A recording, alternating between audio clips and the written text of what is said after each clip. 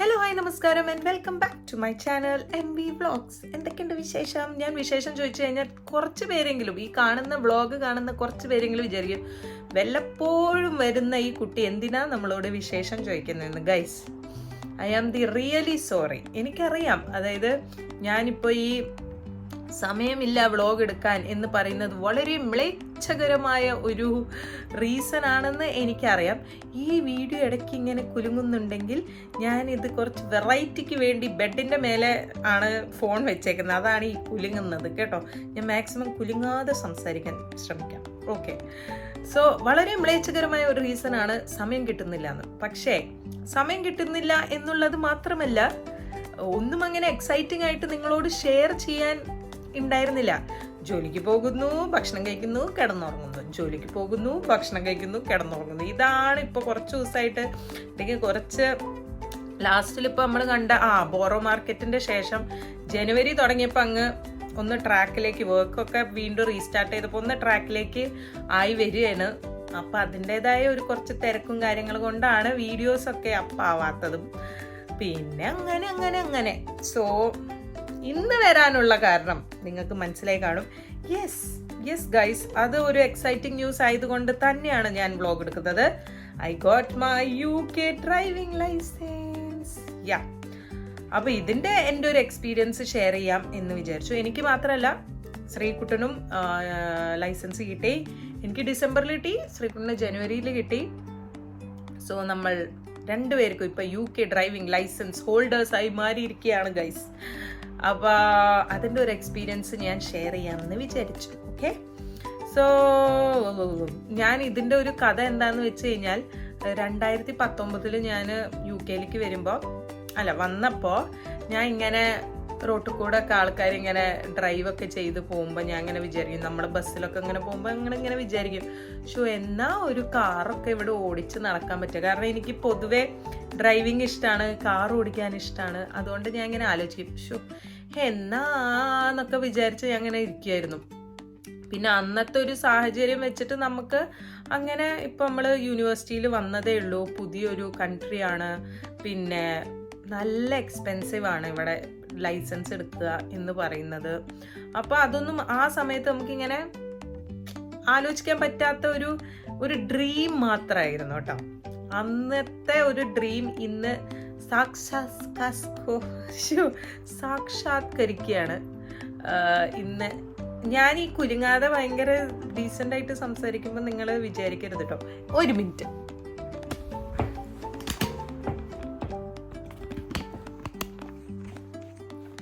I think ഇങ്ങനെയാണ് കുറച്ചും കൂടി നല്ലത്. കാരണം എനിക്കിങ്ങനെ കുലുങ്ങാതെ സംസാരിക്കാൻ പറ്റൂല. ഞാൻ കുറച്ചും കൂടി ആക്ഷനൊക്കെ ഇട്ടാലേ എനിക്ക് സംസാരമൊക്കെ വരുള്ളൂ. ഓക്കെ, സോ അന്നത്തെ ഒരു ഡ്രീമായിരുന്നു ഒരു ലൈസൻസ് ഒക്കെ എടുത്ത്, അത് UK പോലത്തെ ഒരു കൺട്രിയിൽ നമുക്ക് ലൈസൻസ് എടുത്ത് എന്നാണാവോ വണ്ടി ഓടിക്കാനൊക്കെ പറ്റുക എന്നുള്ളത്. ആൻഡ് 2024 വർഷം എനിക്ക് തോന്നുന്നു നല്ലൊരു വർഷമായിരിക്കും. ആൻഡ് അതിൻ്റെ ഒരു ആദ്യത്തെ ഒരു ഗുഡ് ന്യൂസ് ആണ് UK driving licence. And 2019 dream ഇന്ന് 2024 ഫുൾഫിൽ ചെയ്യാണ്. ആൻഡ് ഭയങ്കര സന്തോഷമാണ്. ആൻഡ് ഇതിൻ്റെ ഒരു എക്സ്പീരിയൻസ് എന്ന് പറയുകയാണെങ്കിൽ വളരെ ഷോർട്ട് ഒരു വീഡിയോ ആയിരിക്കും കേട്ടോ. ഞാൻ ജസ്റ്റ് ഈ ഒരു സന്തോഷ വാർത്ത നിങ്ങളോടും കൂടി ഷെയർ ചെയ്യാം എന്ന് വിചാരിച്ചിട്ടാണ് വീഡിയോ എടുത്തത്. കുറേ പേരിപ്പോൾ ലൈസൻസ്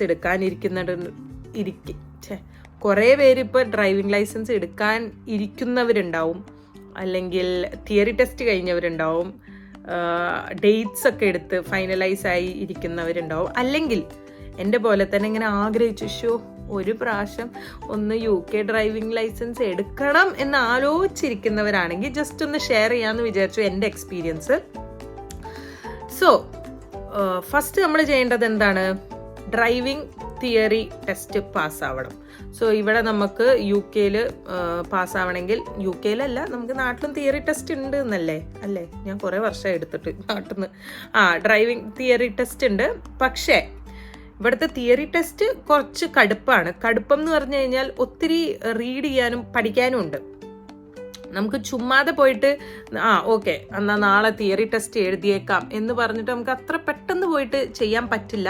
സോ ഒരു ആപ്ലിക്കേഷൻ ഉണ്ട്, ഡ്രൈവിംഗ് തിയറി ടെസ്റ്റ് എന്ന് എന്തോ പറഞ്ഞിട്ട്, അത് ഗവൺമെൻറ് അപ്രൂവ്ഡ് ഒരു ആപ്പാട്ടോ. നമ്മൾക്ക് ഡൗൺലോഡ് ചെയ്യാൻ 5 പൗണ്ടോ 6 പൗണ്ടോ എന്തോ ആണ്, 10 പൗണ്ടിൻ്റെ താഴെയാണ് ആ ഒരു ആപ്പ് ഡൗൺലോഡ് ചെയ്യുക. ആൻഡ് ആ ആപ്പിൽ നമുക്ക് ഒത്തിരി പഠിക്കാനുള്ള ചോദ്യങ്ങളും വീഡിയോസും ഒക്കെ ഉണ്ടാവും. എനിക്ക് തോന്നുന്നു ഒരു 750 to 800 ക്വസ്റ്റ്യൻ ആൻഡ് ആൻസേഴ്സ് ഉണ്ട് കേട്ടോ. അതാ ഞാൻ പറഞ്ഞത്, നമുക്ക് എളുപ്പത്തിൽ അങ്ങനെ ചാടിക്കേറി നമുക്ക് പോയിട്ട് എടുക്കാൻ പറ്റില്ല. ഇതൊക്കെ നല്ലോണം വായിച്ച് പഠിച്ചിട്ട് വേണം പോവാൻ. കാരണം അല്ലെങ്കിൽ നമ്മൾ പാസ്സാവത്തില്ല. നമ്മൾ വിചാരിക്കുമോ നമുക്ക് ഒരു പ്രാവശ്യം ഒന്ന് ട്രൈ ചെയ്ത് നോക്കാം, പാസ്സാവത്തില്ല. നമുക്കൊരു 50 ക്വസ്റ്റ്യൻസിൽ 43 ക്വസ്റ്റ്യൻസ് പാസ്സാവണം. അതായത് പാസ് മാർക്കാണ്. 50-ൽ 43 കിട്ടിയാലേ പാസ് ആവത്തുള്ളൂ. അപ്പോൾ നിങ്ങൾക്ക് മനസ്സിലാവുമല്ലോ, ഒരു 7 ചോദ്യങ്ങൾ മാത്രമേ നമുക്ക് തെറ്റിക്കാനേ പാടുള്ളൂ. അപ്പോൾ നമ്മൾ ഈ 10-800 ക്വസ്റ്റ്യൻസ് അവർ ഇങ്ങനെ റാൻഡമായി 50 എണ്ണം ചൂസ് ചെയ്ത് അതും ഇങ്ങനെ വളഞ്ഞു തിരിഞ്ഞൊക്കെ ചോദിക്കും. നമ്മൾ ഈ തിയറി എഴുതാൻ പോകുമ്പോൾ ആകെ ആലോചിക്കേണ്ട എന്താ വെച്ചാൽ, നമ്മൾ ഇപ്പൊ ഈ ആപ്പിലൂടെ പഠിച്ച് വായിച്ച് കുറച്ച് കാര്യങ്ങൾ ഉണ്ടാവുമല്ലോ, അതന്നെയാണ് അവർ ചോദിക്കുക. പക്ഷെ കുറച്ച് വളഞ്ഞ് മൂക്ക് പിടിച്ചിട്ടൊക്കെ ചോദിക്കും. അപ്പൊ അങ്ങനെ ഒന്ന് മെന്റലി നമ്മൾ പ്രിപ്പയർഡ് ആയിരിക്കണം. നമ്മൾ നല്ലോണം ഒന്ന് പ്രിപ്പയർ ചെയ്യണം എന്നാണ് എൻ്റെ ഒരു പേഴ്സണൽ ഒപ്പീനിയൻ കേട്ടോ. നമ്മളൊന്ന് പ്രിപ്പയർ ചെയ്ത് പോയി കഴിഞ്ഞാൽ നമുക്ക് ഫസ്റ്റ് അറ്റംപ്റ്റിൽ തന്നെ അങ്ങ് പാസ്സായി പോരാം. സോ അങ്ങനെ തിയറി ടെസ്റ്റ് ഞാൻ ഫസ്റ്റ് അറ്റംപ്റ്റിൽ തന്നെ പാസ്സായി. കാരണം കുറച്ചധികം ഞാൻ കുത്തിയിരുന്ന് പഠിച്ചിട്ടുണ്ടായിരുന്നു ക്വസ്റ്റ്യൻസും. പിന്നെ നമുക്ക് വീഡിയോസ് ഉണ്ടാവും ഹസാർഡ് പെർസെപ്ഷൻ്റെ. അപ്പോൾ എവിടെ ആ വീഡിയോ കണ്ടിട്ട് നമ്മൾ ഈ ഹസാർഡ് വരുന്നത് ദൂരത്തുനിന്ന് കാണുമ്പോൾ ഇവിടെ ക്ലിക്ക് ചെയ്യണം. ആ ക്ലിക്ക് ചെയ്യണേനാണ് പോയിന്റ്സ്. അങ്ങനെ കുറച്ച് ക്വസ്റ്റ്യൻസ് ഉണ്ടാവും. സോ ഇൻ ടോട്ടാലിറ്റി തിയറി പാസ്സാവണമെങ്കിൽ കുറച്ചധികം നമ്മൾ ടൈം സ്പെൻഡ് ചെയ്ത് അതിന് വേണ്ടി നമ്മളൊന്ന് ഇരിക്കണം എന്നാണ് എൻ്റെ ഒരു പേഴ്സണൽ ഒപ്പീനിയൻ. എന്നാൽ നമുക്ക് തലവേദന ഇല്ലാതെ ഫസ്റ്റ് അറ്റംപ്റ്റിൽ തന്നെ പാസ്സാവാം. അല്ലെങ്കിൽ പിന്നെ ഒരു തലവേദനയല്ലേ, ഇത് പിന്നെയും പോയി പഠിച്ച് ഉണ്ടാക്കണ്ടേ. സോ സോ ഫസ്റ്റ് അറ്റംപ്റ്റിൽ കിട്ടാവുന്നതേ ഉള്ളൂ. അങ്ങനെ കിട്ടില്ലോ എന്നൊന്നുമില്ല, കിട്ടാവുന്നതേ ഉള്ളൂ. കുറച്ചൊന്ന് ഹാർഡ് വർക്ക് ചെയ്താൽ മതി, അത്രേ ഉള്ളൂ. ഓക്കെ, അങ്ങനെ നമ്മൾ തിയറി ടെസ്റ്റ് പാസ്സായി കഴിഞ്ഞാൽ നമുക്ക് പ്രൊവിഷണലിൻ്റെ ഫോട്ടോ ഞാൻ എടുത്ത് വെച്ചില്ല അല്ലേ, നമുക്ക് എന്തെങ്കിലും ഓർമ്മയ്ക്കായി. ഓക്കെ, എനിവേസ് സോ പ്രൊവിഷണൽ നമുക്ക് ഇതേമാതിരി BRP പോലെ തന്നെ എല്ലാ കാർഡുകളും ഒരേപോലെ കാണാം. ഇവിടെ പ്രൊവിഷണൽ ലൈസൻസ് കിട്ടും. അത് വെച്ചിട്ട് നമുക്ക് എന്ത് ചെയ്യാം, നമ്മളുടെ ഡ്രൈവിംഗ് ടെസ്റ്റിലേക്ക് കിടക്കാം. അല്ലെങ്കിൽ ഡ്രൈവിംഗ് ടെസ്റ്റ് നമുക്ക് ബുക്ക് ചെയ്യാം. അപ്പോൾ ഡ്രൈവിംഗ് ടെസ്റ്റ് നിങ്ങൾ ഏത് സെൻറ്റർ വേണമെങ്കിലും ബുക്ക് ചെയ്യാം. നിങ്ങൾ നമ്മൾ ഇവിടെ UK എന്ന് പറഞ്ഞു കഴിഞ്ഞാൽ ഡിഫറെൻറ്റ് സെൻറ്റേഴ്സ് ഉണ്ടാവും. ആ സെൻറ്ററിൽ നമ്മൾ ഓൺലൈൻ വഴി ഡേറ്റ്സ് നോക്കിയിട്ട് ബുക്ക് ചെയ്യാവുന്നതാണ്. പക്ഷെ അതിൻ്റെ മുന്നേ നമ്മൾ ക്ലാസ് എടുക്കണം. ഇവിടെ മണിക്കൂറിന് എനിക്ക് തോന്നുന്നു 30 to 40 പൗണ്ട്സിൻ്റെ ഉള്ളിലാണ് ഇത് അവർ ചാർജ് ചെയ്യുന്നത്, ഒരു ഡ്രൈവിംഗ് ഇൻസ്ട്രക്ടർ ചാർജ് ചെയ്യുന്നത്. അപ്പോൾ നമുക്ക് മനസ്സിലാക്കാൻ പറ്റും എത്രമാത്രം എക്സ്പെൻസീവ് ആണെന്ന്. 1 മണിക്കൂറിനുണ്ടാവും. അങ്ങനെ നമ്മൾ ഡ്രൈവിംഗ് ക്ലാസ്സസ് എടുത്ത് നമ്മൾ എപ്പോഴാണോ കോൺഫിഡൻ്റ് ആവുന്നത് അപ്പോൾ നമുക്ക് ഒരു ഡ്രൈവിംഗ് ടെസ്റ്റിനുള്ള ഡേറ്റ് ബുക്ക് ചെയ്യാം. ഞാൻ ഇപ്പോഴേ പറയാണ്, ചില സെൻറ്റേഴ്സിൻ്റെ എനിക്കറിയില്ല പെട്ടെന്ന് ഡേറ്റ്സ് കിട്ടുന്നുണ്ടാവും. പക്ഷെ ഞങ്ങളിവിടെ ഡോവറിൽ നോക്കിയിട്ട് ഞങ്ങൾക്ക് അടുത്ത വർഷം, അതായത് 2024 ഒരു ജൂലൈയിലേക്കൊക്കെയാണ് ഞങ്ങൾക്ക് ഡേറ്റ്സ് ഞങ്ങളുടെ നിയർ ബൈ ഉള്ള സെൻറ്റേഴ്സിലൊക്കെ കിട്ടിയത്. അങ്ങനെ നിങ്ങൾ ആരെങ്കിലും ഡ്രൈവിംഗ് ടെസ്റ്റ് എടുക്കാൻ ഉദ്ദേശിക്കുന്നുണ്ടെങ്കിൽ നിങ്ങൾ ഉടനെ ഇപ്പം തന്നെ നിങ്ങൾ ഡ്രൈവിംഗ് ടെസ്റ്റിൻ്റെ ഡേറ്റ് ഒക്കെ നോക്കി തുടങ്ങിയാലേ നിങ്ങൾക്ക് അടുത്ത വർഷം ആകുമ്പോഴേക്കും കിട്ടുള്ളൂ. അല്ലെങ്കിൽ ഈ വർഷം ഒരു നവംബർ ഡിസംബർ ആകുമ്പോഴേക്കും കിട്ടുള്ളൂ. ചില സെൻറ്റേഴ്സ് അത്രയ്ക്കും ബിസിയാണ്. ഓക്കെ, അപ്പോൾ ക്ലാസ്സസ് എടുക്കുക. നിങ്ങളെപ്പോൾ റോഡിൽ ഓടിക്കാൻ കോൺഫിഡൻ്റ് ആവുന്നു അപ്പം മാത്രമേ നിങ്ങൾ ഒരു ഡ്രൈവിംഗ് ടെസ്റ്റ് ഡേറ്റ് ചൂസ് ചെയ്ത് അന്ന് പോവാവൂ എന്നാണ് എൻ്റെ ഒരു അഭ്യർത്ഥന. കാരണം നമ്മൾ ചുമ്മാ കോൺഫിഡൻ്റ് അല്ലാതെ ഒന്ന് ട്രൈ ചെയ്ത് നോക്കാം, ചിലപ്പോൾ കിട്ടിയാലോ എന്ന് പറഞ്ഞ് പോയി കഴിഞ്ഞാൽ നമുക്ക് കിട്ടത്തില്ല.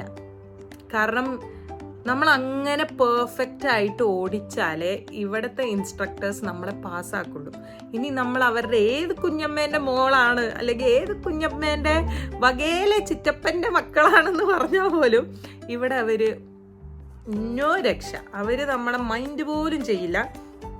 ഞാൻ പറഞ്ഞു വന്നത് എന്താ വെച്ചാൽ അത്രയും സ്ട്രിക്റ്റ് ആയിട്ടാണ് അവർ നോക്കുന്നത്. അപ്പോൾ നമ്മൾ പക്ഷെ വീണ്ടും ഞാൻ പറയുന്നു, ഫസ്റ്റ് അറ്റംപ്റ്റിൽ തന്നെ കിട്ടില്ല, എന്തായാലും കിട്ടില്ല, അവർ നിങ്ങളങ്ങ് തോപ്പിച്ച് കളയുക, അതൊന്നും ഞാൻ പറയില്ല. എൻ്റെ ഫ്രണ്ട്സിന് തന്നെ കുറേ അവരുടെ ഹസ്ബൻഡൊക്കെ ഫസ്റ്റ് അറ്റംപ്റ്റിൽ കിട്ടിയവരുണ്ട്. ഇൻ ബിറ്റ്വീൻ എനിക്ക് സെക്കൻഡ് അറ്റംപ്റ്റിലാണ് കിട്ടിയത്, ശ്രീകുട്ടിന് തേർഡ് അറ്റംപ്റ്റിലാണ് കിട്ടിയത്. അപ്പോൾ അതൊന്നും നമ്മൾ പറഞ്ഞിട്ട് കാര്യമില്ല. നമ്മൾ പ്രോപ്പറായിട്ട് ഓടിച്ചാൽ നമുക്ക് ഫസ്റ്റ് അറ്റംപ്റ്റ് അല്ല, ഫസ്റ്റ് അറ്റംപ്റ്റിൽ തന്നെ കിട്ടാവുന്നേ ഉള്ളൂ. അല്ല പ്രോപ്പറായിട്ട് എന്തെങ്കിലും ചെറിയ മിസ്റ്റേക്സ് ഉണ്ടെങ്കിൽ നമുക്ക് സെക്കൻഡും തേർഡും ഫോർത്ത് അറ്റംപ്റ്റ്സ് ഒക്കെ ഇങ്ങനെ പൊയ്ക്കൊണ്ടിരിക്കും. സോ അത് ആലോചിച്ച് നമ്മൾ ടെൻഷൻ അടിക്കാനോ അല്ലെങ്കിൽ കോൺഫിഡൻസ് പോകേണ്ട ഒരു ആവശ്യമില്ല ഫസ്റ്റ് അറ്റംപ്റ്റിൽ കിട്ടിയില്ല എന്ന് പറഞ്ഞിട്ട്. കാരണം ഈ ഫസ്റ്റ് അറ്റംപ്റ്റിൽ തന്നെ കുറേ പേർക്ക് കിട്ടാത്തത് എന്തുകൊണ്ടാന്ന് വെച്ച് കഴിഞ്ഞാൽ നമുക്ക് എന്തെങ്കിലും, അതായത് ഡ്രൈവ് ചെയ്യുമ്പോൾ നമുക്ക് നോർമലായിട്ട് നമ്മൾ റോട്ടിൽ കൂടെ വണ്ടി ഓടിക്കുമ്പോൾ നമ്മൾ അത്രയ്ക്ക് അങ്ങനെ ഇങ്ങനെ നോക്കിയിട്ടല്ലല്ലോ ഓടിക്കുക. നമ്മളൊരു കോൺഷ്യസ് ആയിട്ട് ഒരു വണ്ടി പ്രോപ്പറായിട്ട് ഓടിക്കാന്നല്ലേ ഉള്ളൂ. പക്ഷേ ഇവിടുത്തെ ഡ്രൈവിംഗ് ടെസ്റ്റ് പാസ്സാവണമെങ്കിൽ നമ്മൾ ഇങ്ങനെ നമ്മളുടെ ഈ 3-4 കണ്ണും തുറന്ന് വേണം ഓടിക്കാൻ. അപ്പോൾ ചെറിയ മിസ്റ്റേക്ക് ആണെങ്കിലും അവർ പിടിക്കും. അതുകൊണ്ടാണ് മിക്ക ആൾക്കാരും ഫസ്റ്റ് അറ്റംപ്റ്റിൽ ഫെയിൽ ആവുന്നത്. പക്ഷേ ഞാൻ വീണ്ടും പറയുന്നു, ഫസ്റ്റ് അറ്റംപ്റ്റിൽ കിട്ടിയ ഇഷ്ടംപോലെ പേരെ എനിക്കറിയാം. അപ്പോൾ അങ്ങനെയൊന്നുമില്ല. പിന്നെ ഡിപ്പെൻഡ്സ് ഓൺ സെൻറ്റേഴ്സ്. ചില ടെസ്റ്റ് സെൻറ്റേഴ്സിൽ നമുക്ക് ഈ ഓൺലൈനിൽ ഞങ്ങൾ ഇതൊക്കെ ഈ ഡ്രൈവിംഗ് ടെസ്റ്റിലേക്ക് കിടന്നപ്പോഴാണ് ഞങ്ങൾക്ക് മനസ്സിലായത്. അതായത് ഓൺലൈനിൽ തന്നെ നമുക്കൊരു സെൻറ്റേഴ്സിൻ്റെ ഒരു ലിസ്റ്റ് ഉണ്ടാവും. അതിൽ അതിൻ്റെ ഒരു സക്സസ് റേറ്റ് ഉണ്ടാവും. അതായത് ഇന്ന സ്ഥലത്ത് 50% സക്സസ് ആവത്തുള്ളൂ, ഇന്ന സ്ഥലത്ത് 75% സക്സസ് റേറ്റ് ഉണ്ട് എന്നൊക്കെ നമുക്ക് കാണാൻ പറ്റും. അപ്പോൾ അതും അതിനൊരു ഡിപ്പെൻസ് ആണ്. അതായത് അത് എന്തിൻ്റെ ബേസിലാണെന്നൊന്നും എനിക്കറിയില്ല, പക്ഷെ അവിടെയും സക്സസ് റേറ്റ് ഒക്കെ ഉണ്ട്. എനിവേസ് ഞങ്ങൾ കാൻറ്റർബറി എന്ന് പറയുന്ന ഒരു ടെസ്റ്റ് സെൻറ്ററിലാണ് കേട്ടോ ഞങ്ങൾ ബുക്ക് ചെയ്തത്. കാരണം ഞങ്ങൾക്ക് അടുത്തുള്ള സെൻറ്റേഴ്സിലൊന്നും കിട്ടുന്നുണ്ടായിരുന്നില്ല. അടുത്ത വർഷത്തേക്കൊക്കെ ഡേറ്റ് കാണുന്നുണ്ടായിരുന്നുള്ളൂ. പക്ഷെ അതുവരെ നമുക്ക് വെയിറ്റ് ചെയ്യാനും പറ്റുന്നുണ്ടായിരുന്നില്ല. കാരണം നമ്മുടെ ഇന്ത്യൻ ലൈസൻസ് വെച്ചിട്ടാണല്ലോ നമ്മളിവിടെ ഡ്രൈവ് ചെയ്യുന്നത്. അത് എക്സ്പയർ ആവണതിൻ്റെ മുന്നേ നമുക്ക് ലൈസൻസ് എടുക്കണമായിരുന്നു. അങ്ങനെ ഫസ്റ്റ് അറ്റംപ്റ്റ് പോയിട്ട് എനിക്ക് ചെറിയ ഈ ഗൂഗിൾ മാപ്പ് കുറച്ച് എന്നെ പറ്റിച്ചു. അപ്പോൾ അങ്ങനെ ഞാൻ ഫസ്റ്റ് അറ്റംപ്റ്റ് ഞാൻ വിജയകരമായി പരാജിതയായി. സെക്കൻഡ് അറ്റംപ്റ്റിൽ ഞാൻ അടിപൊളിയായിട്ട് ഓടിച്ച് എനിക്ക് ലൈസൻസ് കിട്ടി. അപ്പോൾ നമുക്ക് പാസ്സായി കഴിഞ്ഞാൽ നമുക്ക് ആദ്യം അവർ അന്നത്തെ ദിവസം തന്നെ ഒരു പേപ്പറും കാര്യങ്ങളൊക്കെ തരും. ഒരു വിത്തിൻ 1 വീക്കിൻ്റെ ഉള്ളിൽ എനിക്ക് വീട്ടിൽ ലൈസൻസ് കിട്ടി കേട്ടോ. സോ ഇതായിരുന്നു എൻ്റെ UK ലൈസൻസ് കിട്ടിയ ഒരു ജേണി. ഹാർഡായിരുന്നോ എന്ന് ചോദിച്ചു കഴിഞ്ഞാൽ മണി വൈസ് ഹാർഡാണെന്ന് തോന്നും. അത് എന്താ പറയുക, മണിക്കൂർ ഞാനിപ്പോൾ 5 മണിക്കൂർ 6 മണിക്കൂറാണ് ക്ലാസ് എടുത്തിട്ടുള്ളൂ. കാരണം ഞാനും ശ്രീകുട്ടനും ഇപ്പം നാട്ടിൽ നിന്ന് നമുക്ക് എക്സ്പീരിയൻസ് ഉണ്ടായതുകൊണ്ട് നമുക്കിങ്ങനെ ഫ്രം ദി സ്ക്രാച്ച് പഠിക്കണ്ടല്ലോ. ഡ്രൈവിംഗ് എന്താണെന്ന് അറിയാം. പിന്നെ ഇവിടുത്തെ റോഡും റൗണ്ട് അബൌട്ടും ഹൈവേസ് ഒക്കെയാണ് നമുക്ക് ശ്രദ്ധിക്കേണ്ടതായിട്ടുള്ളത്. അങ്ങനെ ഞാൻ 5-6 മണിക്കൂർ. പക്ഷേ ഈ 5-6 മണിക്കൂർ തന്നെ നിങ്ങളൊന്ന് ആലോചിച്ച് നോക്കുക. ഒരു 35 പൗണ്ട്സ് വെച്ചിട്ട് നമ്മൾ കൊടുക്കുമ്പോൾ നമുക്ക് ഒരു സങ്കടമാണ്. പിന്നെ നമ്മൾ വെബ്സൈറ്റ് കയറിയിട്ട് നമ്മൾ ടെസ്റ്റ് ഡേറ്റ് ബുക്ക് ചെയ്യാൻ എനിക്കൊന്നു 62 പൗണ്ട്സ് അല്ലെങ്കിൽ 72 പൗണ്ട്സ് ആണ്, ഏതോ ഒന്നാട്ടോ. 62 പൗണ്ട്സ് ആണ് തോന്നുന്നു. അപ്പോൾ ഓരോ ടെസ്റ്റിനും നമ്മൾ തോക്കുമ്പോൾ വീണ്ടും നമ്മൾ ക്ലാസ്സിന് പോവും, അതിൻ്റെ പൈസ പോകും. പിന്നെ പോകുന്നല്ല, അതിൻ്റെ പൈസ കൊടുക്കണം. പിന്നെ വീണ്ടും ഈ 62 പൗണ്ട്സ് കൊടുക്കണം. വീണ്ടും തോറ്റ് കഴിഞ്ഞാൽ വീണ്ടും 62 പൗണ്ട്സ് കൊടുക്കണം, ക്ലാസ്സിന് പൈസ. അങ്ങനെയാണ്. അപ്പോൾ എനിക്ക് പൈസ പോകുന്നതിൻ്റെ മാത്രം. പക്ഷെ ദൈവം സഹായിച്ച് നമുക്ക് അത്ര അധികം ക്ലാസ്സിനൊന്നും നമ്മൾ പൈസ വേസ്റ്റ് ചെയ്തില്ല. ഞങ്ങൾക്ക് മനസ്സിലായി നമ്മുടെ കോൺഫിഡൻസും നമ്മൾ പ്രോപ്പറായിട്ട് ഓരോ കാര്യങ്ങൾ നോക്കിയിട്ട് ഓടിച്ചാൽ തന്നെ നമുക്ക് കിട്ടത്തുള്ളൂ എന്ന്. അപ്പോൾ അങ്ങനെയാണ് എനിക്ക് UK ലൈസൻസ് കിട്ടിയത് ഗൈസ്.